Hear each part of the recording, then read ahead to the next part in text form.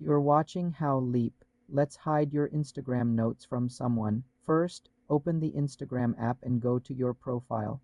Tap the menu icon in the top right corner. Select Settings and Privacy. Tap How others can interact with you. Then tap Notes. Here you will see the option Hide Notes from. Tap on it. A list of your followers will appear.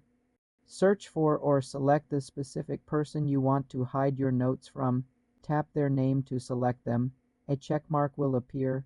Tap Done in the top right corner. Your notes will now be hidden from that person. They will not see any notes you post. You're watching How Leap. Let's hide your Instagram notes from someone. First, open the Instagram app and go to your profile.